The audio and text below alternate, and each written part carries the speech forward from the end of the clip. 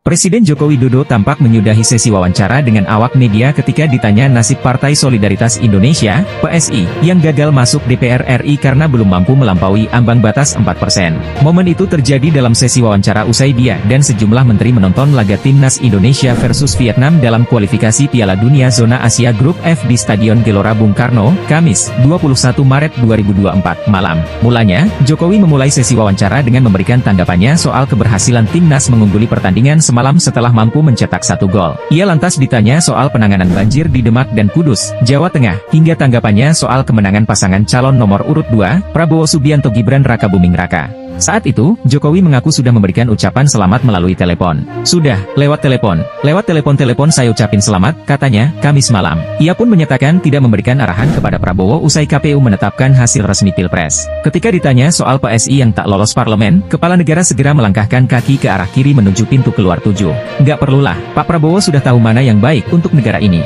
Saya kira dia sudah tahu, kata Jokowi, sesaat sebelum menyudahi sesi wawancara. Namun saat ditanya soal tanggapannya mengenai jersey Timnas yang baru, Jokowi terlihat hendak berbalik arah dengan menengok ke arah belakang dan melihat wartawan yang bertanya. Ia diam sejenak kemudian mengacungkan jempolnya sembari tersenyum. Setelahnya, Jokowi kembali berjalan menuju pintu keluar dan menaiki mobil RI1.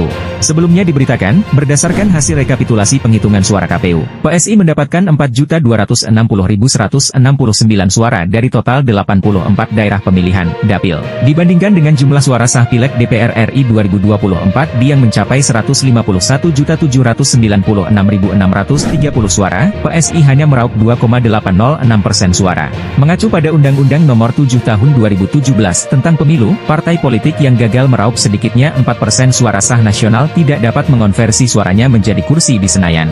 Namun begitu, di atas kertas, boleh jadi masih ada peluang untuk partai politik yang belum lama ini menyerahkan kursi ketua umumnya kepada putra bungsu Presiden Joko Widodo itu untuk membalikkan keadaan. Pihak-pihak yang berkeberatan dengan hasil pemilu 2024 yang ditetapkan oleh KPU RI dapat mengajukan gugatan atau sengketa ke Mahkamah Konstitusi. Jika mereka membawa bukti-bukti yang dianggap cukup ke MK, perolehan suara bisa berubah.